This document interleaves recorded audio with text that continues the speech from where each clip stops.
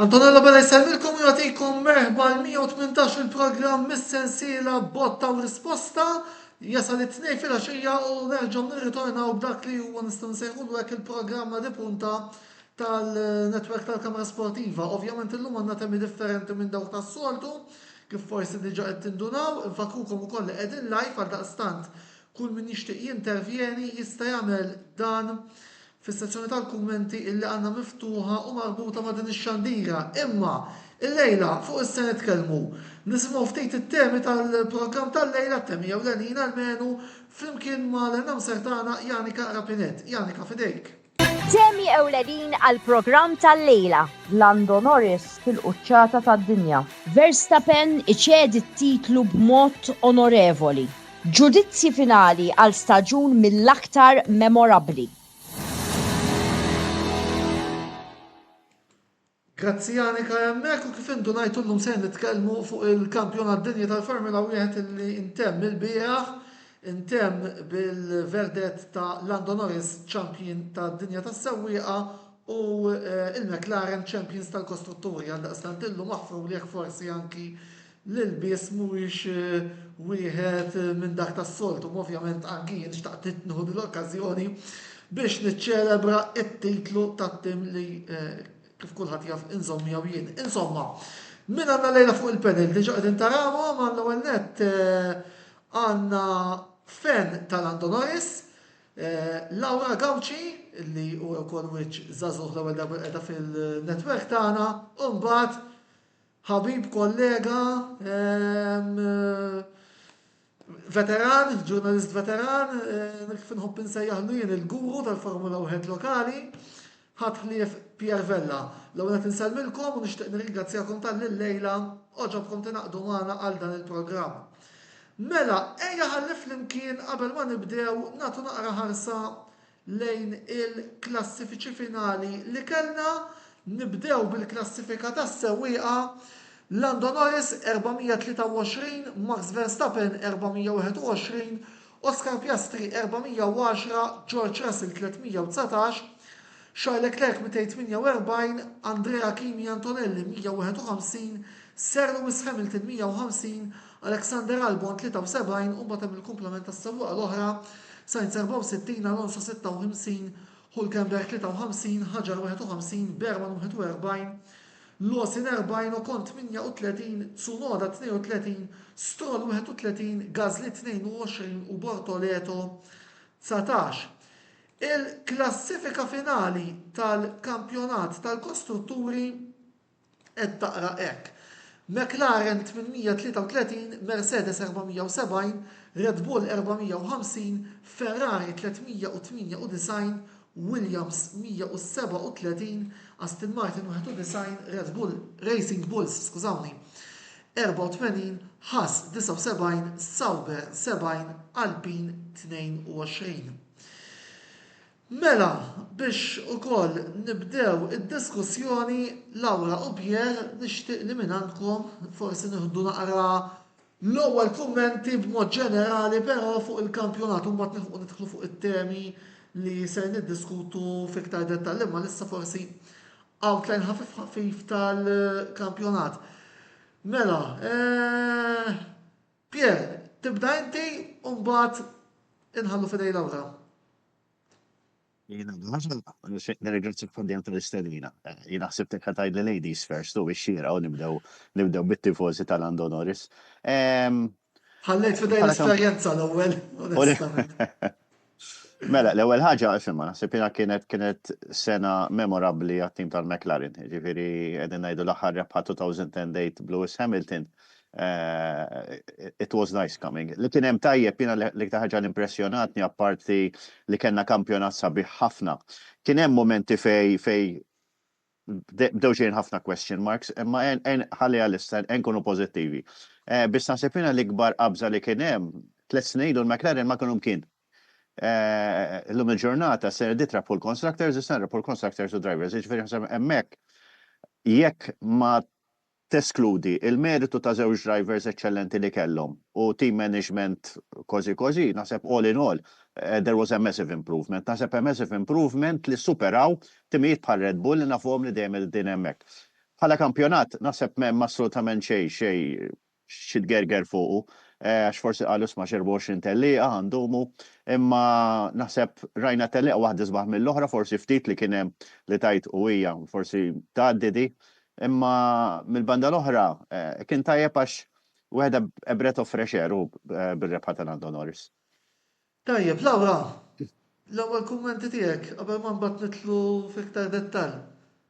Hello, grazzi tal-istedina. Jiena li naħseb li l-kampjonat din is-sena kien wieħed li dam miftuħ sal-ħar ġurnata. Wara diversi snin jirbħu l-istess timijiet jew drivers di sena kellna xi ħadd differenti.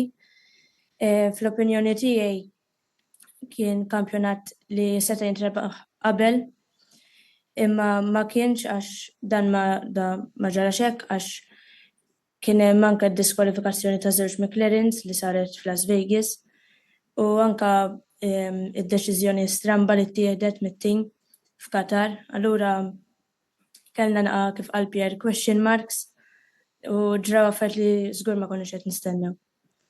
Mela, diġà bdew deħlin xi messaġġi qabel xejn ukoll nifirħu lit-tim ta' Valletta llum rebħu l-Jubilee Cup ma' fuq futbol għandna programmi apposta min irid forsi jara xi kummenti fuq din il-logħba li kellna aktar kmin iftaqali hemm video li ħareġ Joseph Magri u mbagħad tistgħu taraw sakemm nkunu għaddejjin bir-riklami. Għandna wkoll xi kummenti minn Kertzak li issa ser nitkellmu fuqhom iżjed il-qudiem, però xtaqja tisserata tajba lilna u għal proset lil McLaren u lil Norris. Laura, Lando Norris, champion tad-dinja, qabel xejn, kemm kien mistenni dan it-titlu u kemm kien mistħoq?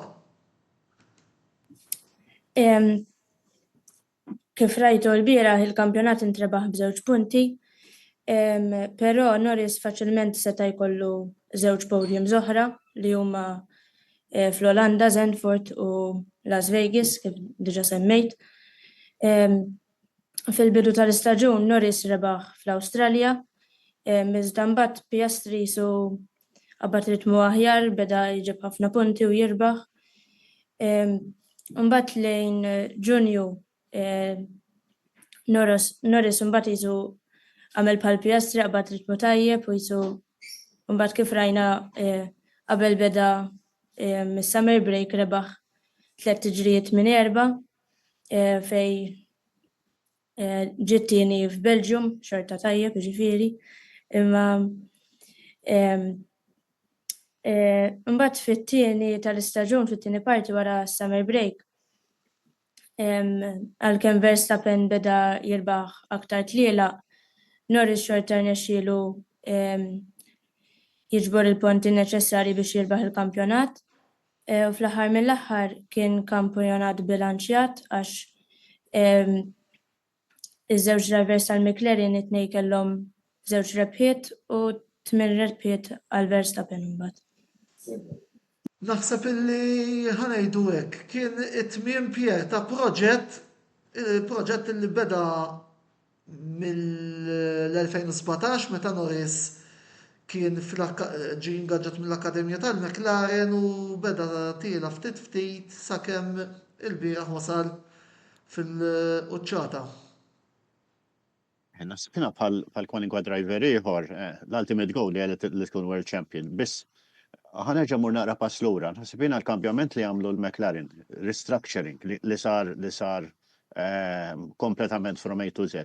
U l-progression li kien hemm l-iktar naħseb l-iktar waħda kostruttiva kienet l-sena li għaddiet kellhom karozza kompetittiva ħafna u m'għamlux bħal ħadd ieħor urmewha, jiġifieri baqgħu jipperfezzjonaw. Issa, meta inti għandek karozza u tista' tkompli tipperfezzjona, hemmhekk tara kemm hu tajjeb it-tim. Għaliex għax inti normalment karozza tinqasem phases. Jiġifieri lejn tmiem il-kampjonat tajt isma' jiena maximum development daqshekk, mhux se jiġri xejn iktar.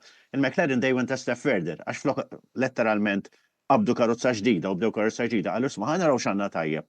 U naħseb hemmhekk kienet il-punt di forza tagħhom. Jiġifieri bħala equipment u bħala karozza naħseb mhux tneħħilhom il-kappelti imma you have to go over more than that. Rigward id-drivers, li hemm tajjeb li ż-żewġ drivers they were pushing each other. Jiġifieri naħseb dik hija fattur importanti ħafna. veru kien hemm il-biża ta' isma' minnu number 1 u minnu number 2, dak jiffavorixxi dak. Kien hemm diversi kummenti bej ta' Zac Brown u bej Andrea Stella li tibda tajt isma' da xaqleb naħa u xaqleb liħor, da naqra simpatija bil-forsi kun hemm. Wakka jien li ma nżewx ma' McLaren ukoll kan għandi naqra simpatija ta' Lando Norris. Biss is-sinjorina li għandna llum naħseb hu simpatija ta' Lando Norris. Jiġifieri jiena meta nkunu flimkien, meta nsifru flimkien, jiena xogħli hu ħireġ lesti biex jiffermalek dak huwa xogħol, jiġifieri biex kun taf kemm hija appassjonata di tfajla li għandna llum.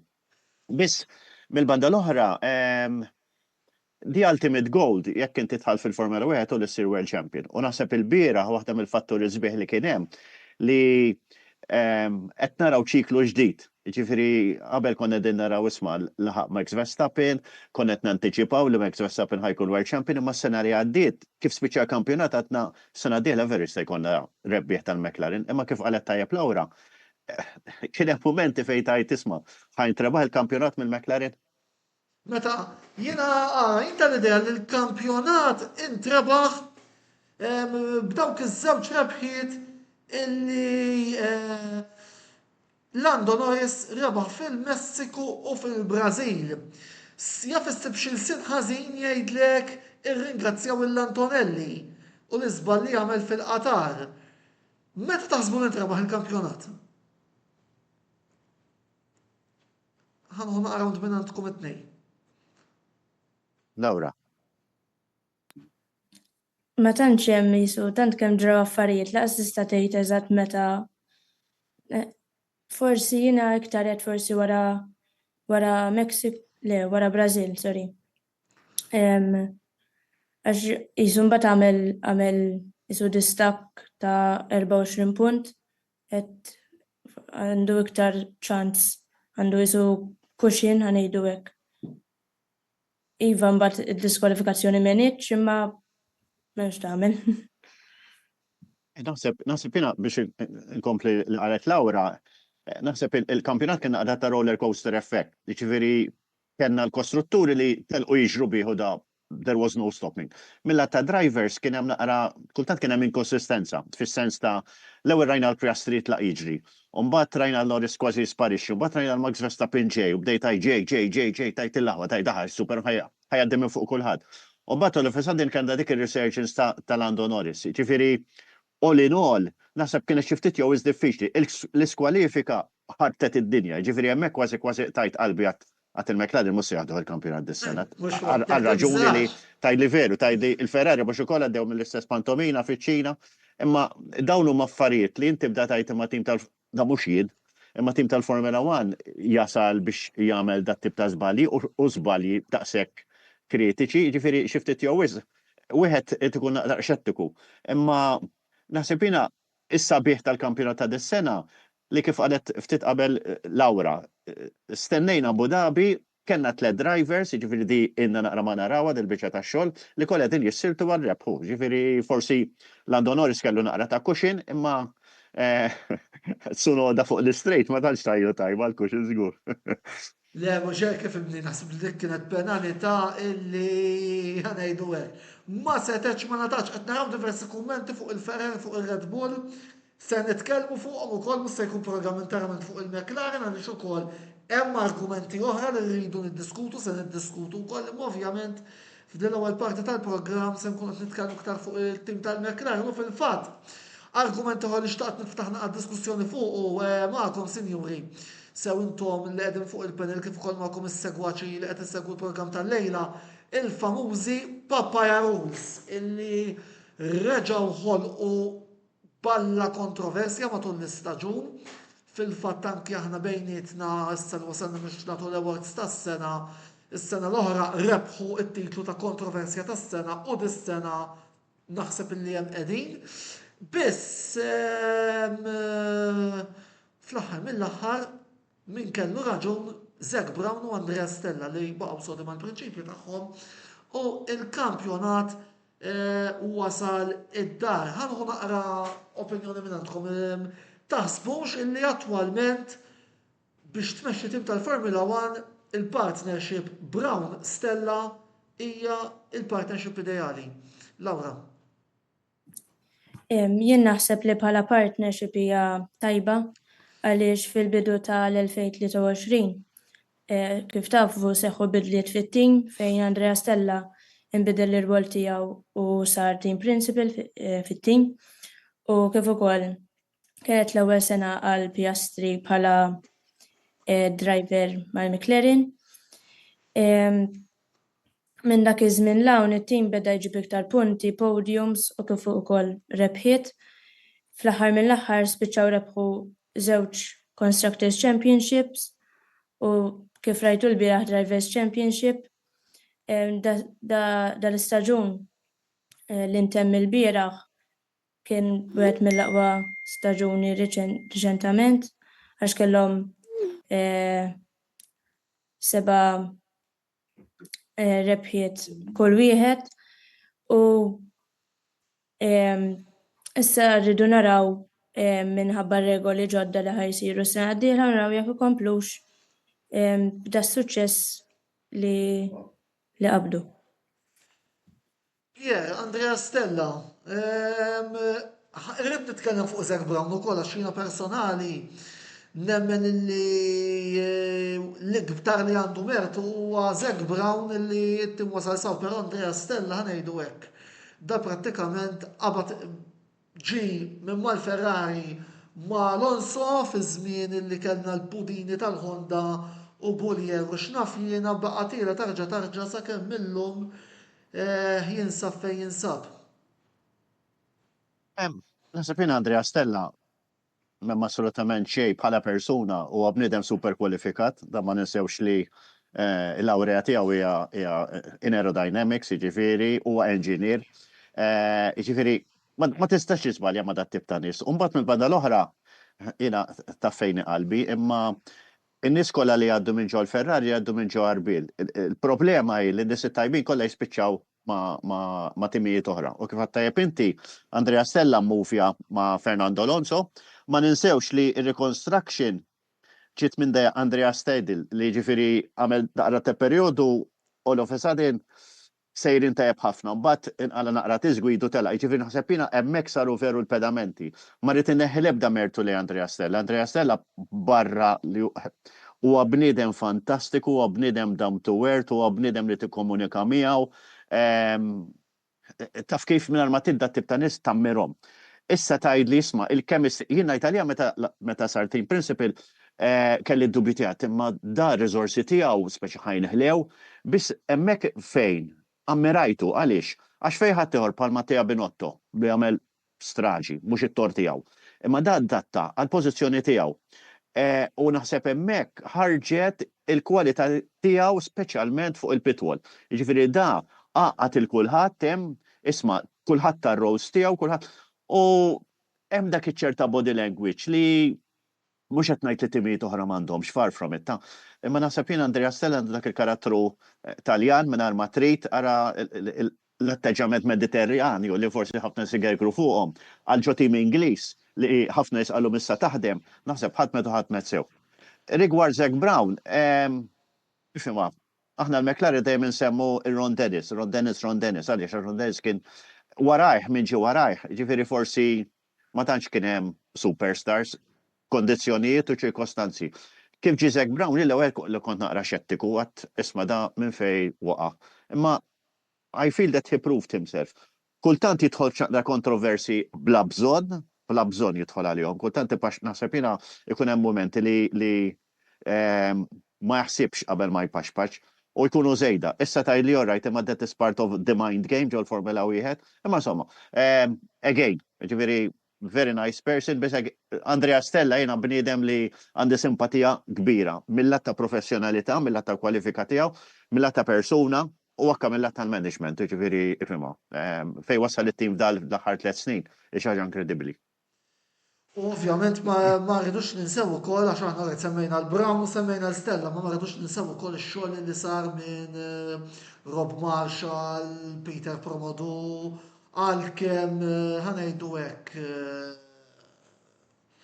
ġieli l-supporters tal-McLaren ikantaw imma kien hemm tlielaq fejn bis-saħħa tiegħu intrebħu wkoll Randall Singh l-istrateġista Valderi ħanejdu hekk team li kif għattajt inti tajja Pier, the right persons at the right places.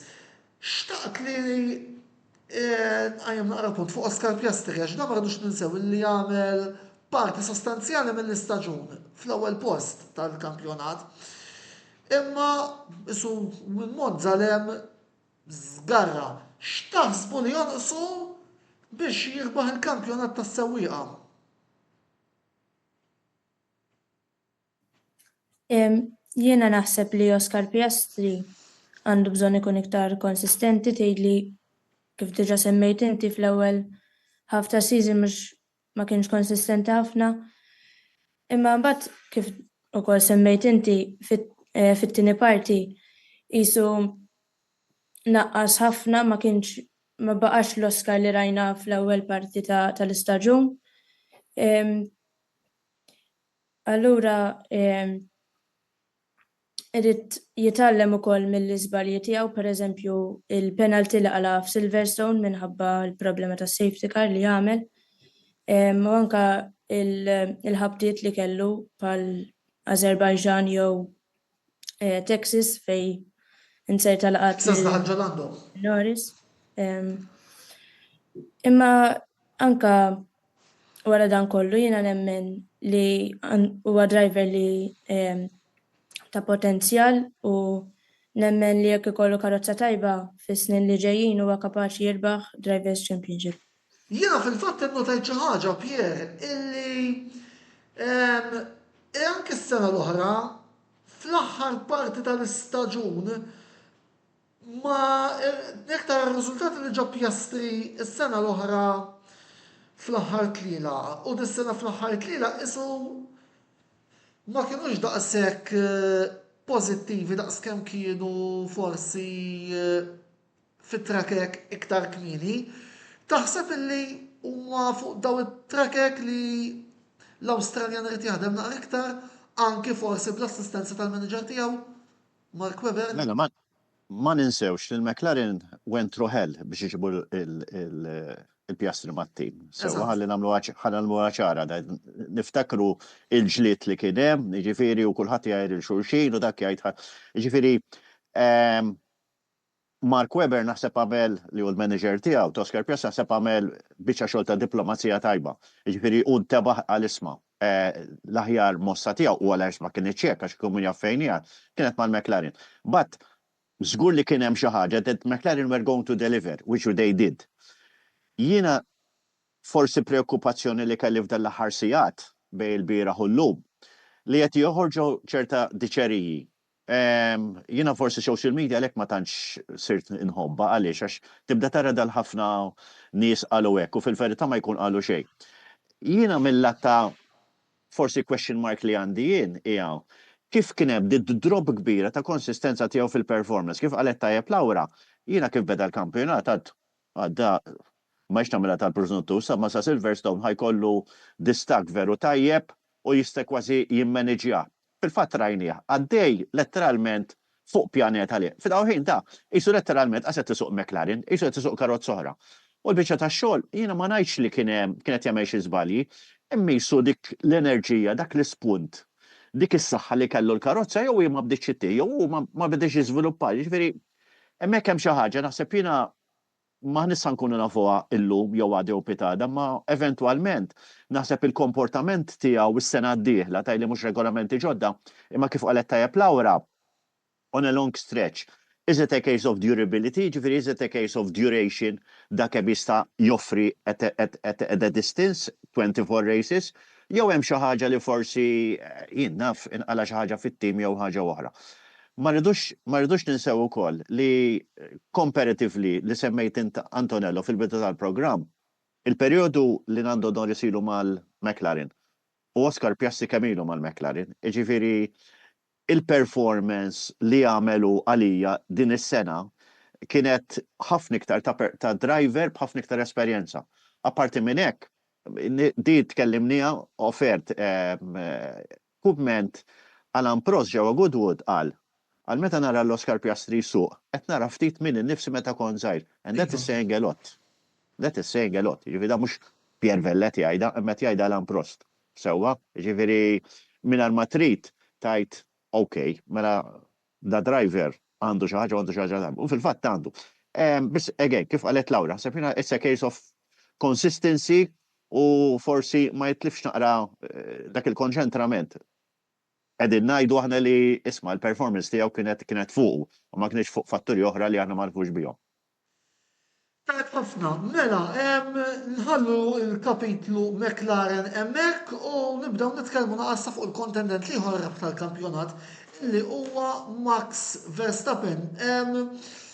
Ħalli nibda billi naqra kumment li rċevejna minant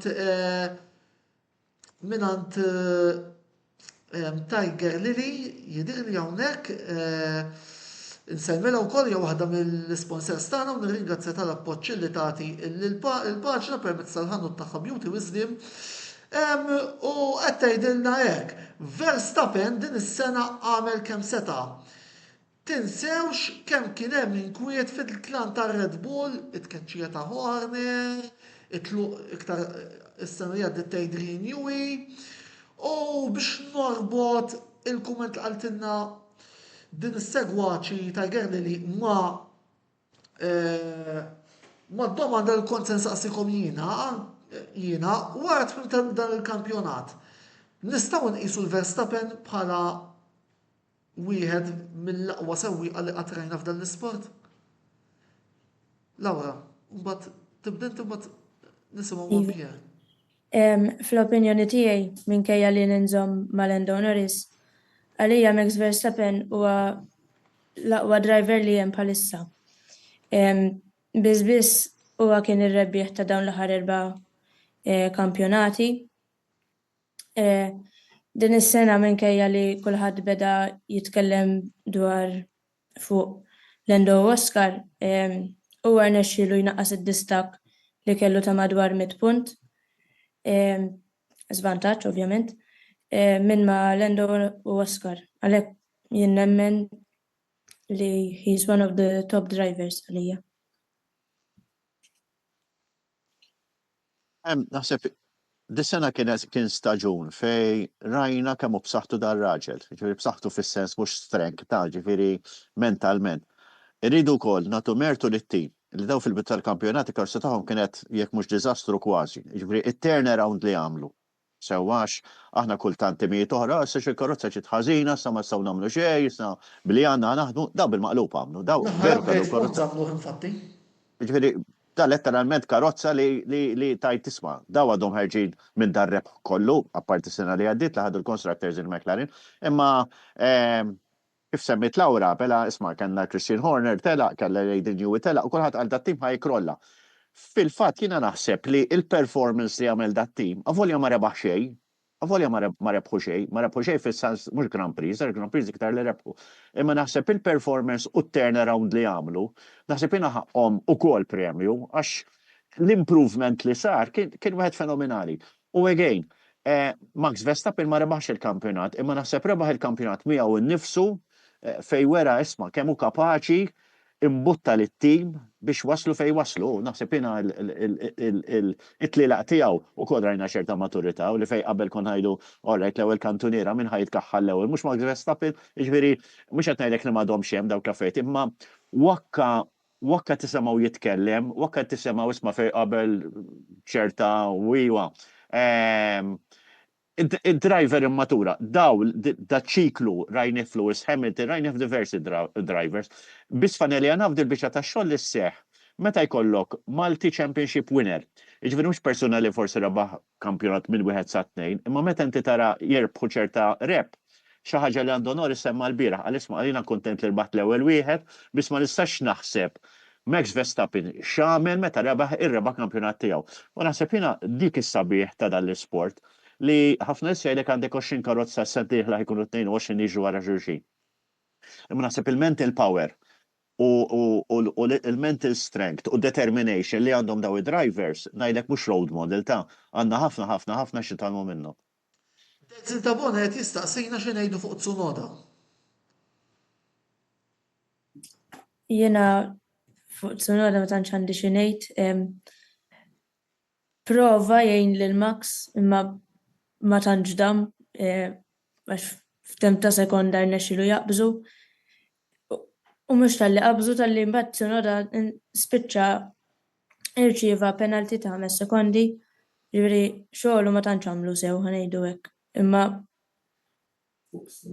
fuq staġun sħiħ ma tantx mar tajjeb għax ma tantx punti ma tantx ħa.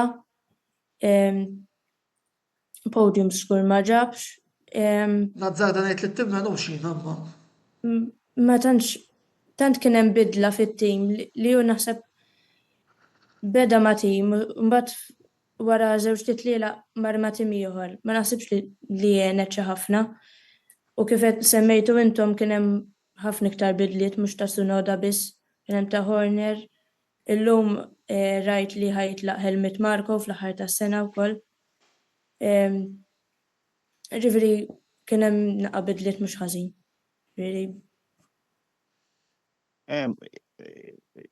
Naqbel sa ċertu punt ma' Laura. Max Verstappen it-teammates tiegħu kollha kissirhom. Naħseb l-uniku wieħed li ma kissirx kien Sergio Perez għax kellu l-esperjenza. Da ma tistax taqbad il-liem los, ma tistax taqbad il-Tsunoda u titfaħħom ma' Max Verstappen. Isma' mur hemm u għaddih. Insija. U rridu ngħidu wkoll di xi ħaġa li inti tkellim fuq il-Papaya Rules. Inti nsemmu wkoll ir-Red Bull Affolja mhux imsemmi, ma number 1 driver imbijat. Ġifieri kulħadd jaf, il-karozza madwaru ssi. Issa nafu biżejjed li karozza ta' Formula 1 mhux sempliċement irkib tista' jgħid tlaq. Ġifieri hemm ċerta komportament fix-xeżi u how it behaves on track li tkun adattata għal ċerta drivers iktar minn ieħor. Tajda l-ieħor ma jmurx tajjeb, allura Leclerc u Sainz għaliex kienu jmorru tajjeb u Leclerc u Hamilton hemm baħar jaqsam bejn li huma. Għaliex għax il-komportament, il-handling tal-karozza tkun naqra tailor-made għal dak id-driver kif jixtiequ. Jiġifieri jien ma rrid inleħħilu l-ebda mertu il-Tsunoda. Sepina meta kien mal-Vikar ftit ma' Racing Bull, he was performing well. Fil-fatt fil-kummenti tiegħu il-bieraħ meta ringrazzja għal jiena dak kien perjodu sabiħ ħafna lija għal imma il-perjodu li kelli mat-tim ta' qabel għal kont ħafna iktar sodisfatt u stajt iktar nur il-potenzjal tiegħi. Again, Max Verstappen jekk jgħat miegħi joqgħod wara oqgħod bikwietek imma kellha bl-ebda disrispett. Jekk aħna naraw statistikament world champions min kienu, qed nitkellmu fuq Ayrton Senna, Alain Prost, Michael Schumacher, dak kulħadd irid il-post tiegħu bħala isma' jien qed nimmexxi lit-tim, imma għaliex għax inhu world champion hija tajjeb. Jiġifieri to have someone next to you will be slightly difficult. Sewa wis, qed naraw ukoll kummenti ieħor Sergio Perez kellu bżonn break mill-Formula 1 wara li kien ma' Red Bull. Tal-biża' u l-kummenti razzisti minn Helmut Marko ma jenux lanqas mingħand mill-ġdid Tiger Lily. Fil-fatt Perez issa se naraw is-sena d-dieħla mal-Cadillac u għandi kuriżità kbira biex nara t-tim tal-Cadillac x'ser jagħmel is-sena d-dieħla ma fuq is-sena d-dieħla nieħu nitkellmu. Għalissa ħammorru għal waqfa qasira ta' reklami. Isimgħu ovvjament il-messaġġi li għandna mingħand l-sponsors tagħna li nirringrazzjaw tal-li dejjem ikunu minn tal-ewwel biex jikkollaboraw mal-paġna tagħna. Ibqgħu magħna il għaliex fit-tieni parti ser nitkellmu fuq il-Ferrari, ser nitkellmu fuq ir-rookies, ser nitkellmu fuq affarijiet oħra wkoll. Sentukom il-voti li kull membru tad-Dipartiment tal-Formula 1 tat-tim tal-Kamra Sportiva ta' sew lit-tim u kif ukoll lis-sewwieqa. 4 minuti kemm nieħdu tat-silma u nerġgħu niġu lura. Ibqgħu magħna.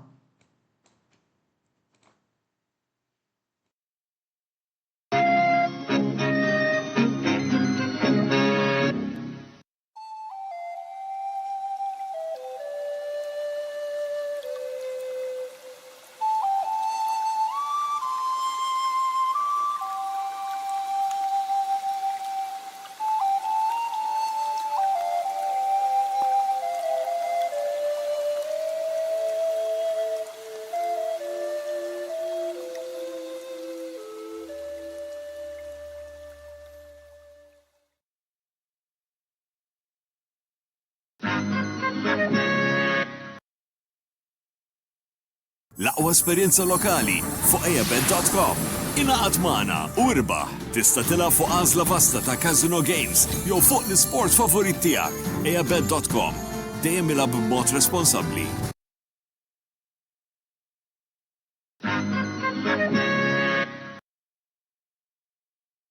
Wasal eluq żmien ommok, missierek, jew xi ħadd minn tal-familja, għandek xi okkażjoni jew xi attività mal-ħbieb u trid issib restorant tajjeb b'ikel ġenwin u prezzijiet qalbut ta' kulħadd?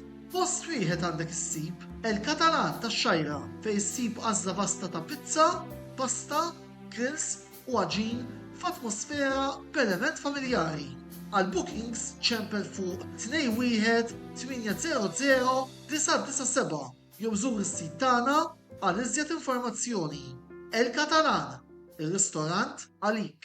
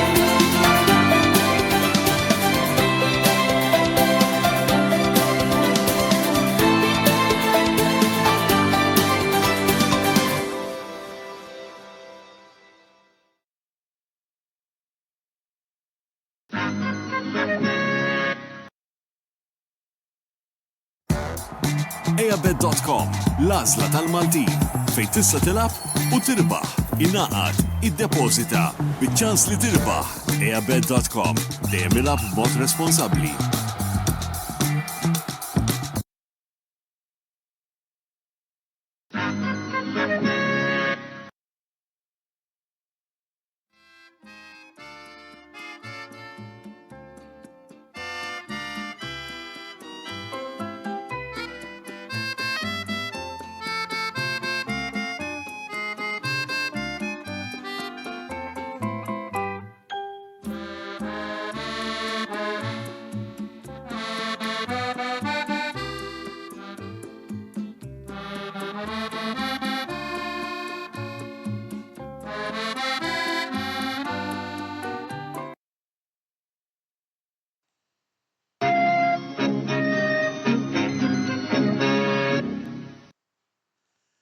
Merħba lura t-tieni parti tal-programm Botta u Risposta fejn il-lejla qegħdin niddiskutu l-kampjonat dinji tal-Formula 1 flimkien ma' Laura Gawċi, il-partitarja ta' Lando Norris u l-ġurnalista kreditat mal-FIA Pierre Vella, nfakrukom ukoll li qegħdin live u kull min jixtieq jgħid tiegħu fuq dak kollu li qegħdin niddiskutu matul dan il-programm jista' jagħmel dan permezz tal-link li għandna apposta għalikom fuq s-sezzjoni tal-kummenti marbuta ma' din ix-xandira.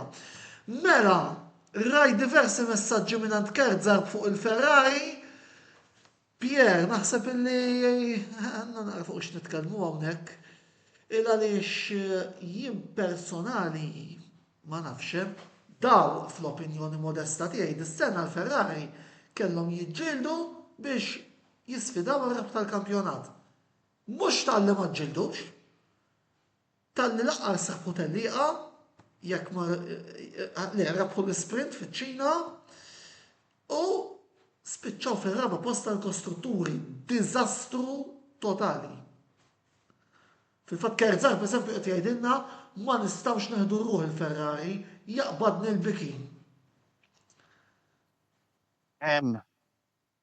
Msefina, waħda l-ikbar question marks kienet li lejt minn tal-kampjonat ta' sena li għaddit. Konna din naraw. Il-Ferrari u l-McLaren qed jiġġieldu għall-kostrutturi. Rajna Leclerc li għalija kien stupend, Carlos Sainz ma tneħħilu assolutament xejn, sewwa, u mbagħad iddeċidew li jġibu Lewis Hamilton to the tune of 446 million. Jiena ma nafx, ta' dilettant, xina wara kollox ma nafx jisir wara l-kwintiem, imma met inti għandek karozza li it is performing so well Mbagħad naqbad u nibda karozza oħra u naqleb kollox xa taħt fuq. Fejn rajna il-McLaren li diġà ċennajna baqgħu jiżviluppaw, tgħidli ma inti maċ li l-karozza jista' jkollha phases u ma jistax ikollha lok fejn tiżviluppa iktar, ngħidlek iva jista' jkun. Imma da kulħadd qed jaħdem sistema ta' push rod jew pull rod u l-Ferrari le huma jkunu jkunu differenti. U da ħafna dikjerazzjonijiet fil-bidu tal-kampjonat isma' ġissa ħanamlu hekk u ħanamlu hekk u ħanamlu hekk. U meta tara Lewis Hamilton jissielet fi 17 u 18 u 16 post, jaqbdek mhux il-bikita. Tajt isma' hawnhekk hawn xi ħaġa drammatikament ħażina. Issa bdew waħlu f'Lewis Hamilton għax Lewis Hamilton ma jistax jaqbad il-karozza. Dejna nistaġun bl-analogija ta' tmien bibin. Hemm naqra raġun, imma mbagħad mill-banda l-oħra taf x'ngħid huwa Carlos Sainz ilu dak it-timijiet kollha. Valtteri Bottas ilu dak it-timijiet kollha tgħidli isma' Lewis Hamilton. Jiena Lewis Hamilton ħalleh mal-ġemp. Jiena qas ngħidlek isma' għax kien żball dik storja kompletament differenti. Imma meta tara tim bħal Ferrari li hemm ċerta storja wara għada u daw ilhom ma jirbħu kampjonat sewwajna fis-79 meta rebħu l-kampjonat il-Ferrari għattara sa nibda nieħu il-Formula 1 biss kelli nitlef xahar sakemm reġgħu rebħu kampjonati ieħor daw, ġifieri daqshekk damu, ġifieri jien onestament qed ngħidlek, ġifieri jiena darba Marco Piccinini many moons away kien qalli darba qalli l-Ferrari għandhom problema, qalli daw hemm ġew partit politiku. U naħseb li veru tal-li partit politiku ġifieri l-Ferrari għax ma nistax nimmaġna bir-riżorsi kollha li hemm, bit-teknoloġija kollha li għandhom. Ġifieri dan huma kumpanija huma azienda li jibnu kollox in-house, jiġifieri dawn ma jitolbu xejn lil ħadd, jiġifieri apparti components. U mbagħad tagħmel dal-frattariji u karozza bdiet u ma tagħmel improvement ta' xejn, jiġifieri ġib l-upgrades u iktar sar lura. B'rispett kollu tara tisret mal-ħas, tisret mas-Sauber, tisret mal-Alpin, tajt fejn ħanasal iktar. Jiġifieri sewwa qalu lillum mhux illum għax issemmi testing għada u pitada, ma sepp minn nhar il-ħamis lem ħajarmu għall-baħar hemmhekk ġo Abu Dhabi stess il-karozza. Biss ma naqbilx miegħek li għandna npoġġu il-Hamilton esajda dana Hamilton il-Ferrari ġabuh b'ħafna pompa u tmien bibien, imma ta' ma bdejna jgħaddi l-istaġun Hamilton iktar ma jikkwalifikax minn Q1 milli jikkwalifika u oħra li laqtitna ħafna dis-sena u apparti tiegħek Pier nixtieq mbagħad nisma' tal-awra fuqha il-ġlied intern, il-ġlied fil-kamera kar illi u fil-onboards li kien qed ikun hemm bejn Hamilton u Riccardo Adami u ġili anke bejn Leclerc u Brian Bozzi. Turik il-fatt il-tim. Naqbel miegħek sa ċertu punt. Issa, irridu nżommu f'moħħna wkoll.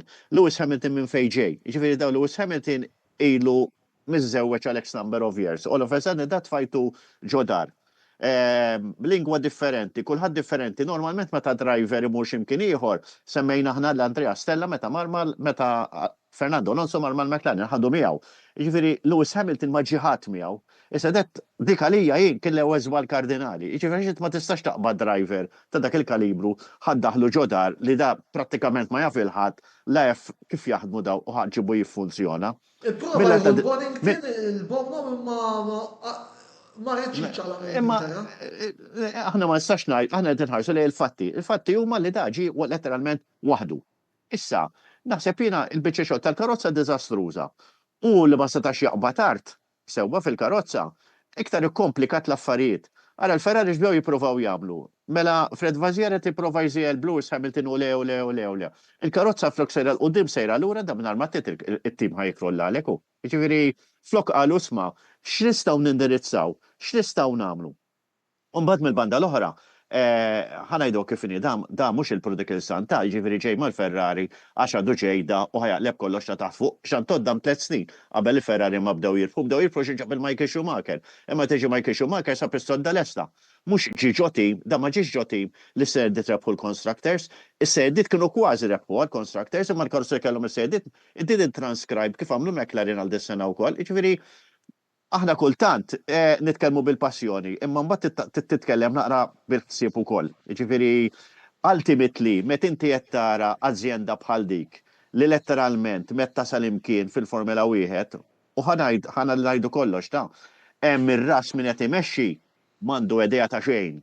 Jien qatt ma nagħmel sweeping statements sewwa, imma ma tistax inti kollok persuna li qiegħda tmexxi sewwa qed ngħid issa mill-grupp ta' mhux qed ngħid Alfred Vassier. John Elkan? Li int m'għandek idea ta' xejn x'qed jiġru tibda tagħmel dak l-sweeping statements isma' drivers m'għandhom bżonn jitkellmu aħjar ma jitkellmux iktar u jikkonċertaw fuq is-sewqan. Għax ma tarax it-tim ma tixbrux flimkien inti. Sewwa, għax again, dan issa jlek bil-provi li qiegħed jagħmel biċċa xogħol tajba. Dan ma aħna tlieta li aħna tlieta tajbin fix-xogħol tagħna. Mela it-tlieta li aħna titkellmu fuq il-Ferrari, in-nisem barra ma jifhmu xejn. Ma naħseb jiena di hija xi ħaġa kardinali li Ferrari għandhom bżonn jindirizzaw. L-uniku persuna li ġabhom f'posthom kien Jean Todt. Għaliex? Because he was ruthless. U ma' tim ta' Formula 1 di xi ħaġa li id-dokumentar Ron Dennis. If you have to be successful, you have to be ruthless. M'hemmx għax dak ħabib tiegħi u dak inżejjel bih. If you're not ruthless, you're not going to win. Il-famuża Piranha Club. Kien semma. Laura, l-kummenti tiegħek fuq id-diżastru Ferrari, u x'inhu diżastru dan. Ekku, diġà kważi għal kollox Pier, imma minnaħa tiegħi ipparagunat ma' sena l-oħra tim tal-Ferrari marru ħażin. Għaliex is-sena l-oħra f'Abu Dhabi kienu qed jikkompetu mal-McLaren għal Constructors Championship. Imma din is-sena minkejja li sieħeb magħhom Lewis Hamilton kif diġà semmejna, isu ma sabx saqajh fit-tim. Jien ma nafx ir-raġuni għala kif għalna Pier ta' ħafna raġunijiet għala seta ġara dan.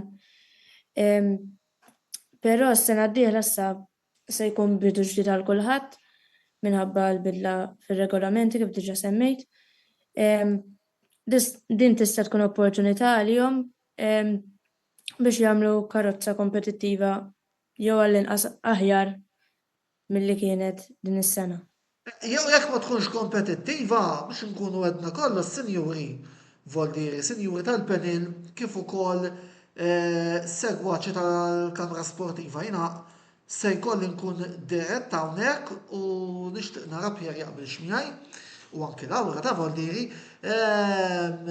Jekk il-sena d-dieħla il-Ferrari ma jaqtawx il-karozza, mhux talli hemm ir-riskju li Hamilton jirtira, imma talli hemm ir-riskju li l-Leclerc taqbiżlu u jdabbar rasu mal-oħra. Għax edha konkreta l-affari li l-Leclerc edha taqbiżlu rajna diversi rapporti dis-sena fuq hekk. Laura. Iva, jien naqbel miegħek, rajt kemm ma nafx kemm il-post rajt fuq social media li jista' jkun jitlaq. U ma nxċerta eżatt, imma u dejjem jgħid ovvja li jrid jirbaħ kampjonat mal-Ferrari ma ntix tort. U id-dream team tiegħu ovvjament ikun jixtieq jirbaħ kampjonat magħhom, imma jekk huma jisu ma jgħinuhx jimxi sa dak sa xewqa tiegħu, naħseb at some point dan ħajiddejjaq u ħajprova jsib vija oħra u jara fejn jista' actually jirbaħ u x-xewqa tiegħu isseħ. Fil-fatt Tiger li qed tgħidilna mhux dis-sena biss kienet qed taqbiżlu l-Leclerc snin qabel ukoll, imma dejjem baqa' biss u hawnhekk se nitluħu kumment ta' Pier, jekk forsi snin oħra Leclerc baqa' kwiet, dis-sena diġà qed nibda nara sinjali ta' qed taqbiż sa fl-aħħar. Rridu nżommu f'moħħna li Lewis Hamilton il-kuntratt ta' sentejn. Il-Ferrari bħala grupp qegħdin ngħidu, investew ħafna bħala image tiegħu, ġifieri parti minn dawk l-446 miljun li semmejtlek, parti minnhom ma marrux direttament għal pagament tiegħu bħala driver, imma marru investiment fil-logo u fil-merchandise li hu imexxi. Ġifieri Ferrari qed iħarsu xi ħaġa long term. Biss jekk jien għandi driver li għamel sentejn miegħi u m'għamel xejn, ma naħsib li ħajkolli daqshekk kien jiġifieri is-seba' world titles li rebaħ ma rebaħhomx mal-Ferrari da, ġifieri nitkellmu kif kien Michael Schumacher, u ka Michael Schumacher għallu ħajkun l-ambaxxatur u semmew kullim kien Michael Schumacher u mbagħad telaq mal-Mercedes, imma ħallu għaddik għal darb'oħra. Jiġifieri wieħed irid ħara lejn l-aspett. Lewis Hamilton, it-two-year contract. It-tieni ħaġa li semmejtu intom Charles Leclerc, jiġifieri Charles Leclerc mela dis-sena ħlija. Issek da s-sena d-dieħla ħajpuntaw karozza magħmula madwar Lewis Hamilton u ħajprexxew Lewis Hamilton. Mela in-prinċipil Leclerc ħajtlef sena oħra. U jikber jgħid mhux jiċkien, u nafu biżżejjed li l-eta kemm saret fattur importanti fil-Formula 1. Mill-banda l-oħra, meta aħna naraw drivers bħal Nico Hülkenberg li isma' ċelebra 250 Grand Prix u iktar Ġermaniż li saqgħu okay, but does it transcribe in trophies? No. Mela, inti, in-nies mhux se jibqgħu jiftakru kemm il-Grand Prix għamilt.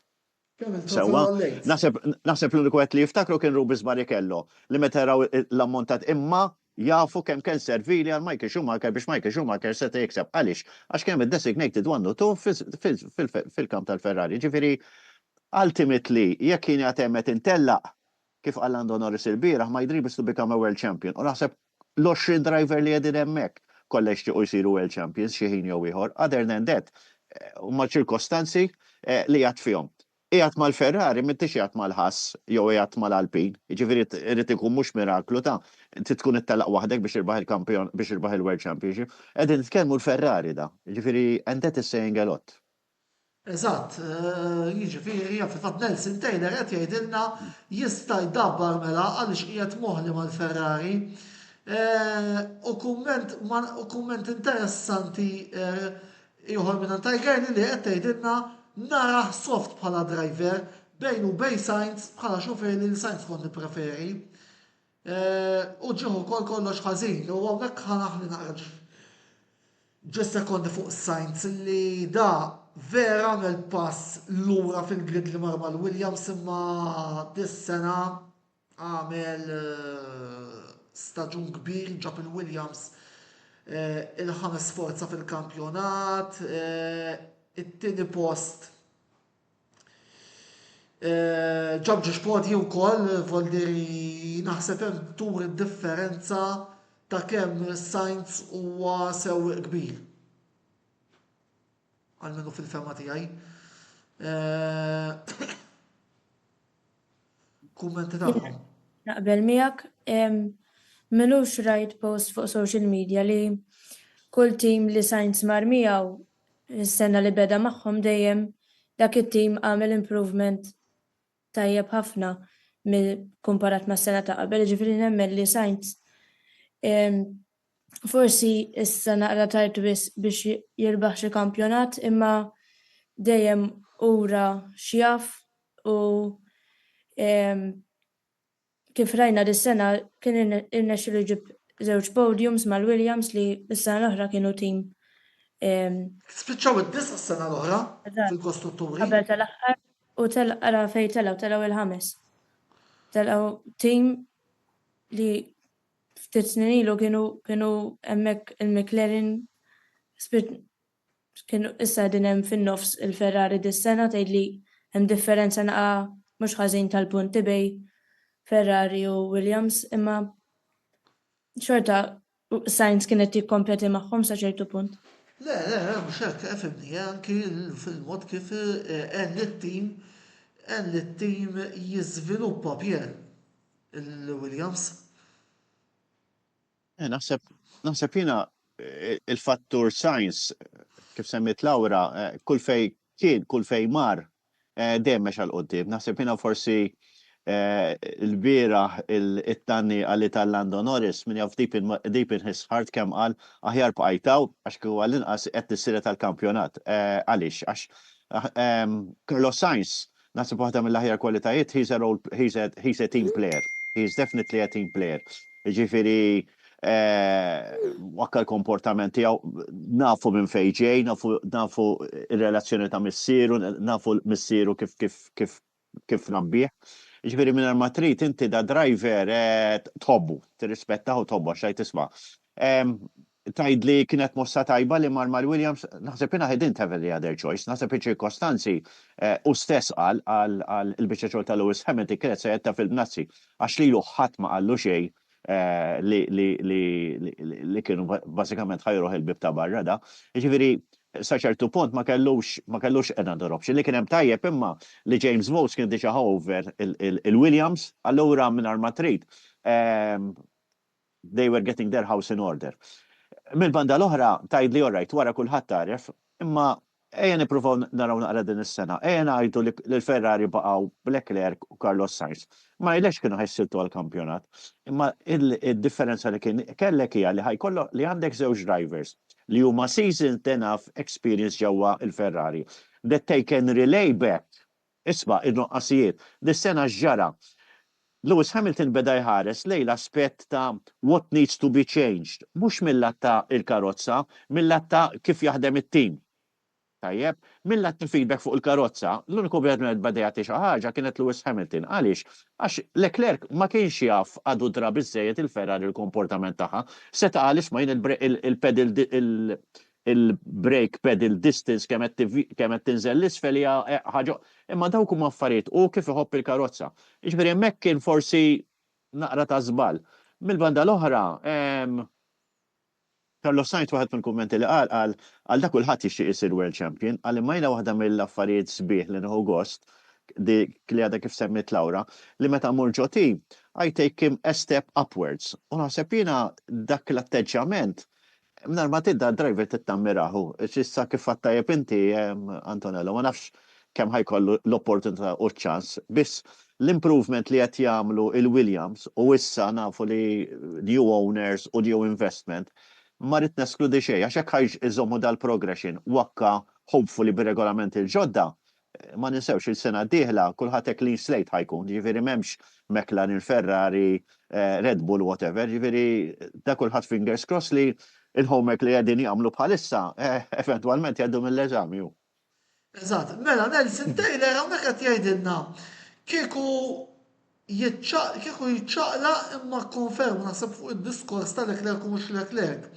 Jekk f'każ Russell jew Antonelli ikunu tajbin għal mal-Ferrari, imma ma rridux ninsew illi dawn diġà għandhom l-Oliver Berman tal-ħass bħala driver li huwa fil-kodba tal-Ferrari imma qiegħed misluf mat-tim tal-ħass Nelson li qed nitkellmu fuq semmejna l-Berman, semmejna l-Antonelli.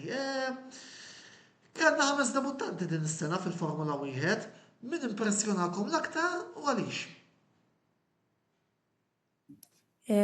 Għalija diffiċli ngħid min kien l-aqwa, iżda li drivers li impressjonawni l-iktar huma Antonelli, Ħaġar u Berman. Però ma tistax tqabbel karozza ta' Antonelli dik tal-Mercedes ma tal-kumplament. Dawn it-tlieta anke Bortoleto li se jkun mat-tim tal-Audi s-sena d-dieħla. Kollha uraw prestazzjoni tajba. Fil-fatt kollha kemm huma ħajkomplu fil-Formula 1 is-sena d-dieħla. Din is-sena Antonelli irnexxielu jikseb 150 punt u kif ukoll 3 podiums fil-Kanada, Brażil u Las Vegas. Imbagħad Ħaġar irnexxielu jikseb 51 punt u kif ukoll podium fl-Olanda.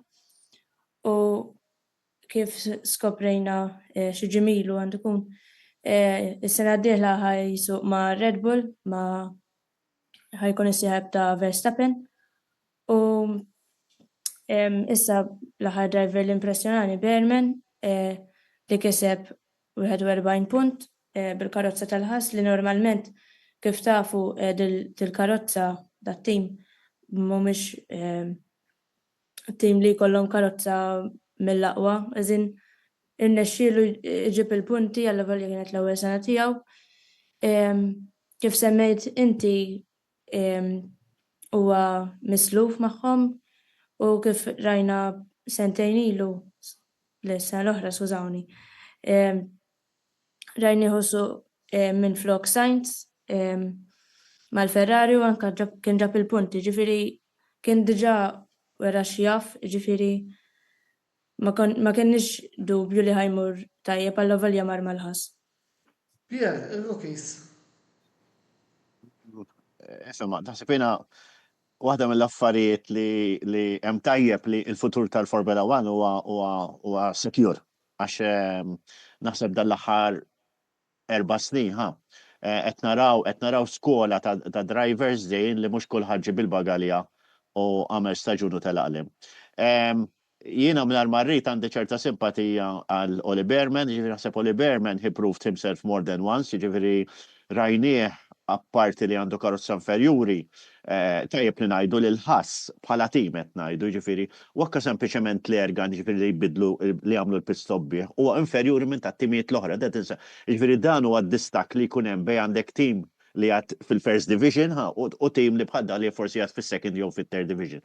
Bisu mbagħad rajnieh li hemm ċerta determinazzjoni fih, hemm ċerta qabilta, it-tlielaq joħodhom b'ċerta ħsieb, jiġifieri m'għandux dak fejna fin dak l-entużjażmu ta' ġoventu li għadu żgħir u smawi u ħan irriskja, ġifieri he is proving himself. Mill-banda l-oħra, Antonelli ma ninsewx l-ewwel darba li ħareġ il-karozza fuq aħħada u kulħadd beda jiddafjask. Naħseb he proved everyone wrong għax kif qalet tajjeb Laura kellu karozza kompetittiva u beda jissielet ma' George Russell. U ġifieri waħda mill-effett li George Russell beda jiddejja qal da issa ħajħodha regola kull darba jiġi qabli again Oli Bearman fuq Esteban Ocon, ġifieri mill-att ta' prestazzjonijiet fil-grid u anke fir-race, ġifieri dejjem kien tissupera. L-oħrajn, ġifieri Isaac Hajar la se ġi promoted, Bartoletto kollha taftif wakka kollha Pinto għax m'għandux karozza tajba. U naħseb is-sena dieħla wkoll ħajkonna ieħor ġdid, ġifieri qegħdin naraw naqra ta' distak tal-etajiet ukoll, ġifieri taf kif, ġifieri nara minni ġifieri minn żmien jien id-drivers kienu għalihom l-età tiegħi llum il-ġurnata daw jistgħu jiġu l-grandchildren tiegħi daqskemm għadhom żgħar. Imma again, waħda mill-affarijiet li tini pjaċir kbir li qed nara ċerta pedamenti sodi ta' żgħażagħ tajbin, ċerta potenzjal u naħseb l-isport tal-Formula 1 dak li għandu bżonn talent more than anything else. Mela, qed tara diversi domandi fuq is-sena d-dieħla, sa fuq is-sena d-dieħla mbagħad nieħu nitkellmu f'Marzu, dis-sen illum xtaqt nifoka fuq l-istaġun li għadu kemm spiċċa sa fuq il-kampjonat tas-sena d-dieħla nilħu nitkellmu f'Marzu meta jerġa' jibda l-istaġun. Mela, wasal iż-żmien ukoll illi ntukom naqra il-punti li tajna aħna bħala tim tal-Kamra Sportiva. Qabel xejn ħanibda bil-marki li tajna l-sewwieqa.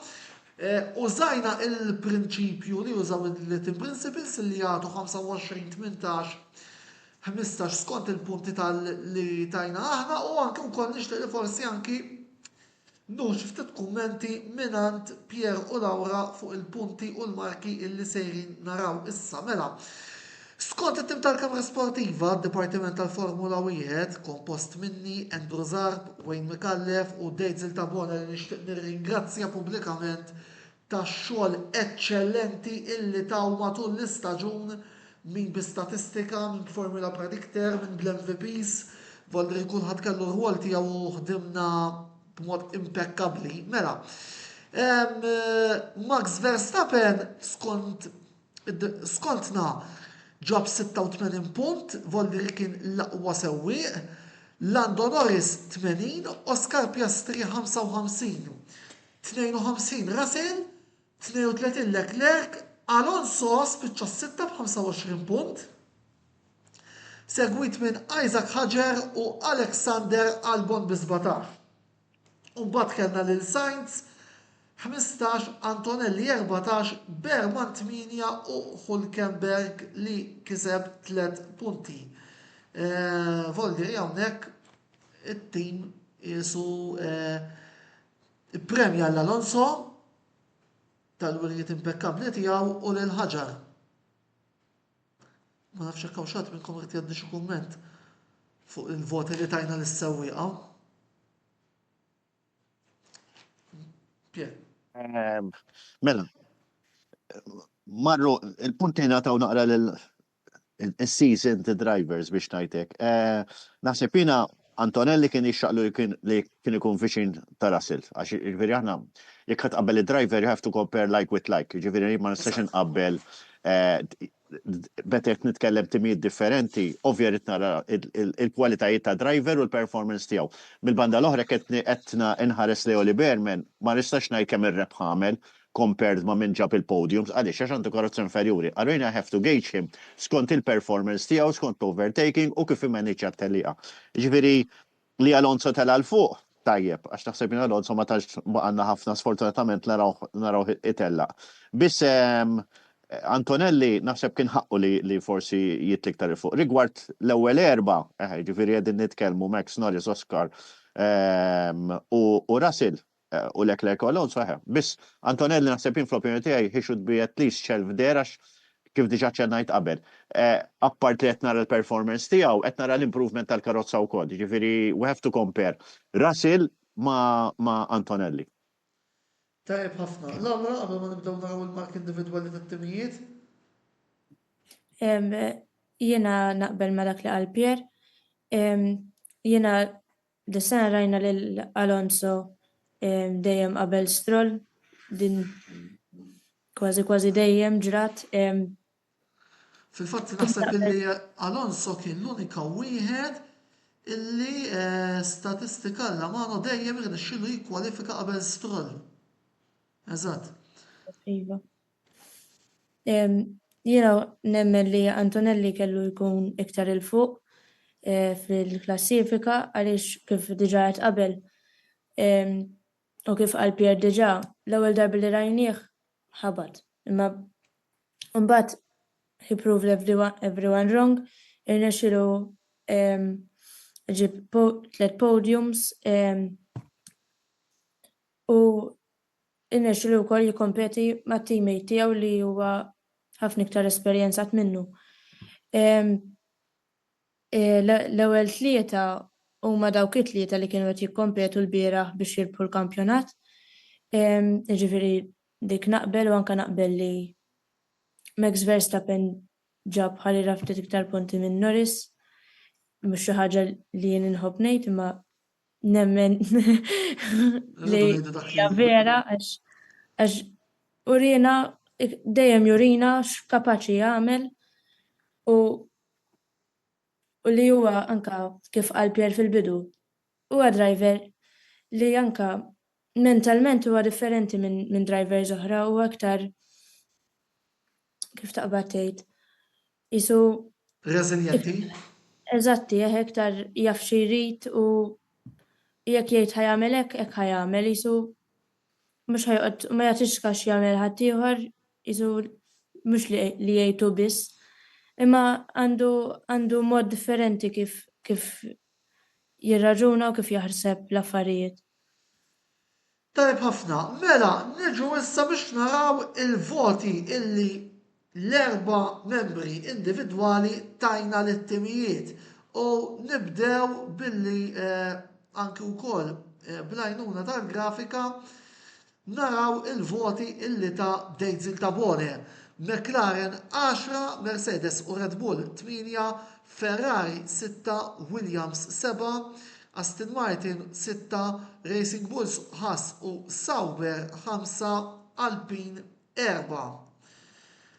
Minn Dejzil Mikallef naraw issa Tabone, skużawni, naraw Wayne Mikallef xta' McLaren 9, Mercedes 7, Red Bull 8, Ferrari 3, Williams 10, Aston Martin 4.5, Racing Bulls 8, Haas 5, Sauber 7, Alpine 2.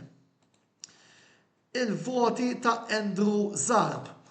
McLaren 8.5, Mercedes 6.5, Red Bull 7, Ferrari 4, Williams 6, Aston Martin 5, Racing Bulls 6, Haas 5, Sauber 5, Alpine 2. Fl-aħħar u mhux l-inqas il-voti tiegħi. McLaren 10, Mercedes 7, Red Bull 7, Ferrari 3, Williams 7, Aston Martin 5, Racing Bulls 6, Haas 5, Sauber 5.5 u Alpine 2. Laura, xiftit kummenti u reazzjonijiet fuq dawn il-voti illi tajna bħala individwali d-darba l-timijiet u mbagħad nisma ta' Pier. Jien naqbel li l-Alpin niżlu naqa' mhux ħażin. Dawn kienu qed jikkompetu ftit snin li kienu qed jikkompetu biex jiġu bejn ir-raba' jew il-ħames biex issa spiċċaw l-aħħar. Jien anke niftakarhom qed jikkompetu mal-McLaren għar-raba' post. Ma mbagħad huma baqgħu niżlin mbagħad issa l-McLaren minflok baqgħu tilajn. Naqbel ukoll li l-McLaren tajthom 10 punti għax huma minn l-2023 għamlu upgrade f'nofs ta' season, għalu jizom ġitom tajba actually ħadem, u minnem baqaw tilajn. Jena forsi l-Williams kont intihom xi punti jew puntu nofs iktar mill-li tajtom inti għax rajtom għamlu qabża kemm xejn kbira. Jina tajtom 7 l-Williams, Forsi kont intihom 8 jien. Jinku xi 8 kont intihom. Għax dawn aħna nafuhom dejjem l-aħħar anke meta kien hemm Russell magħhom. Rari rajnieh fuq xi podium naħseb xi darbek minn sejra żball.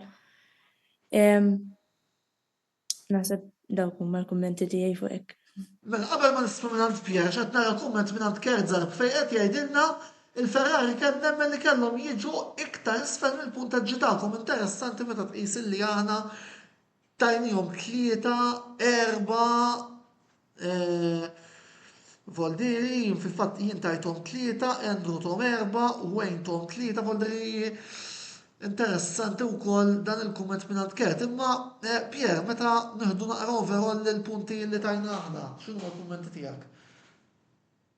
Naħseb jiena tendru l-iktar li qbilt magħhom. Il-punti tendru kienu realistiċi ħafna. Wieħed irid jara naqra, speċi ta' kif il-punti jiġu allokati, ġifieri bħala performance overall tat-tim x'għamel from race 1 to race 24, għax jekk kienet inħares li improvement, ngħidlek mal-isma' ir-Red Bull kienu iktar li għamlu kambjament kbir. Il-McLaren kien hemm konsistenza fid-development tagħhom. Il-Ferrari marru lura, l-Alpine marru lura. Il-Williams, ngħid għalija ngħidlek ġrew b'kulħadd. Tgħid li miss inti qed forsi x'għandek simpatija lejna kif qalet tajjeb Lawra. Daw sentejn ilu ħadd ma kien jaffejnihom. Jien niftakar il-perjodu meta kien hemm il-BMW mal-Williams, jiġifieri daw kienu kważi at the peak tal-istorja. Telqu l-BMW sparixxew daw. U naħseb baqgħu sparixxuti sakemm telaq Sir Frank Williams, ġiet Claire Williams, il-affarijiet komplu tafġu. Jiġifieri issa din naraw l-offesa din tim li World Champions kien hemm miegħu sewwa għal wieħed tnejn. Jiġifieri da l-offesa din issa qegħdin fast forward u l-graf tagħhom, il-progression tagħhom tiela relatively high speed. Jalla, s-sena d-dieħla jkun hemm. U ngħidlek għaliex għax jiena waħda mill-affarijiet li dejjem xtaqt u dejjem nieħu gost meta ma jkollokx dominanza ta' tim li dejjem illek 4-5 snin qed titellaq waħdu u l-oħrajn mbagħad they pick up the spoils. Jiġifieri ikollok kampjonat kif sa ċertu punt kellna ftit din is-sena li għandek għall-inqas timijiet. Issa jekk inti taġel naqra li hemm, jien naħseb 5 timijiet jistgħu hekk iridu jkunu qegħdin jissiltu għall-kampjonat. Mbagħad jiddetermina ovvja l-fine tuning tal-karozza, driver u ħaġa oħra. Mela, wasalna biex nagħlqu l-programm u bħal kull end of season F1 show dejjem nistaqsi naħseb l-istess domanda. Liema kien dak il-mument li inti se tieħu miegħek mill-kampjonat dinji tal-Formula 1 2025. Lawra. Jena kien hemm żewġ momenti li se nibqa' niftakar żgur. Dawn huma l-bieraħ fej Lando Norris rebaħ il-kampjonat. U jiena f'Ġunju, lejl aħħar ta' Ġunju, kelli l-opportunità biex nitla' narhom l-Awstrija u rajt lil Oscar, lil Lando u Oscar jiġu l-ewwel u t-tieni u rajt lil Lando jirbaħ it-tiġrija dakinhar. U kienet iva kont ħassejt ħafna sħana. Imma kienet opportunità u esperjenza mill-isbaħ. Pier.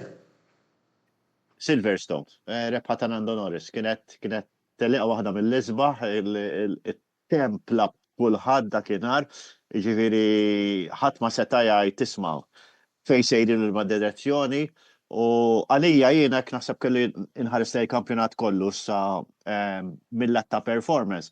Għalija dakinhar Lando Norris he excelled in a very ma kienx isħana tal-Awstrija imma issa sigurak kienet il-Bart u l-Kesa f'nofs Lulju. Jindi sena kelli x-xorti nagħmel 5 Grand Prix, jiġifieri taf kif, jiġifieri mingħajr ma trid dejjem tiġbor xi ħaġa minnha, l-fatt li tkun qiegħed hemm u inti aħna konna flimkien hekk l-Awstrija, mingħajr ma trid tieħu xi ħaġa dejjem lura miegħek, imma din sena hekk speċi ta' kif bħal meta rebaħ Sainz fil-Ferrari ġewwa Silver sound soft spot li ħanamlu ċara. Imma rebħa ta' Lando Norris, veru ħadd gost, veru tpaxxejt. Jiena minna ħatijaj, ifimni, off-track bla dubju, anzi on-track bla dubju, l-azzjoni li kellna f'Silverstone naħseb jiena li hija kienet race of the year. Ħanejdu hekk, għal il-fatt li it-tella qabad ċlant sal-aħħar, però ifimni. Naħseb li inevitabli li jekk hemm moment li se nieħu mill-kampjonat ta' sena ta' din is-sena da kemm spiċċat, inevitabilment huwa l-Grand Prix tal-Awstrija. Nsertat kienet mhux biss it-telli għalli t-Italja aħna konna qegħdin segwu flimkien mal-grupp tal-Brittanja li nixtieq minn hawnhekk insellem imma fuq nota personali nista' ngħid li kelli xalata fil-Paddock Club li permezz tagħha wkoll nserta kien il-weekend li għalaq żmien ukoll volli naħseb kelli l-isbaħ birthday li qatt seta' kelli birthday fit-trakkar, nexxil niltaqa' ma' kważi kulħadd, ritratti għal darba tnejn mas-sewwieqa tad-tim tiegħu fuq kollox, ir-rebħ tat-tellieqa mhux talli intrebħet talli addirittura l-ewwel u t-tieni u anke saħansitra wkoll irnexxieli nieħu ritratt mat-tazza tar-rebbieħa tal-Grand Prix tal-Awstrija. Il-problema li ma nistax nurikom ir-ritratt għaliex mhuwiex biżżejjed. Tinfittxin ukoll Antonello, ma se jisibu ma. Mhux biżżejjed għal mhux qiegħed ma nistax nillink jaħsew ħanara naqra ta' għaliex naħseb huwa moment li huwa mill-iktar memorabbli forsi se nagħti ftit mill-iskrin. Imma naħseb li huwa moment li ovvjament tgħix Paddock Club, weekend Paddock Club, kollox ma kollox, kien spiċċajt kienet esperjenza sabiħa, ovvjament nirringrazzja kull min għamel dak il-weekend Awstrijak għalija possibbli biex ngħix dawk il-memorji. Imma insomma, grazzi lilek Pier, grazzi lilek Laura tal-lejla oġobkom tattendu għal dan il-programm, grazzi wkoll tmur il-sponsors tagħna, Beauty Wisdom, El Catalan, Ejabet, Paper Avenue u The Barber Room. Ringrazzaw ukoll daw l-sponsors tagħna għaliex indirettament qegħdin jgħinu l-programm tagħna wkoll u l-paġna tagħna daqstant ħudu ħsieb illi tixxu minn dawn u takkwistaw is-servizzi ta' daw il-sinjuri biex ukoll lilna jkomplu jgħinuna. Dan il-programm madwar 25 minut oħra jkun ukoll disponibbli fuq il-YouTube channel tagħna, daqstant tinsewx tidħlu hemm ħalli tafsu subscribe u ma titilfux xejn mill-kontenut kollu illi noħorġu tista' tgħid ta' kuljum. Din il-ġimgħa id-bassir jirritorna l-ħamis fis-7 ma din il-ġimgħa minħabba l-fatt illi ser ikollna logħba bejn Hamrun Spartans u Shakhtar Donetsk fil-UEFA Conference League bħas-soltu se nkun qed intukom aġġornamenti kontinwi mill-Istedjum Nazzjonali f'Taqali permezz tiegħi u ta' Karl Parnis. U l-ġimgħa d-dieħla wkoll botta b'risposta jirritorna fl-istess ħin inkomplu niddiskutu il-futbol lokali u il-futbol Ingliż għall-ġimgħa d-dieħla. Sakemm ġew niltaqgħu jien Antonello Bella ma tfadal xejn nilkom ħlif grazzi tal-li l-lejla segwejtuna, il-lejl it-tajjeb u ħudu ħsieb.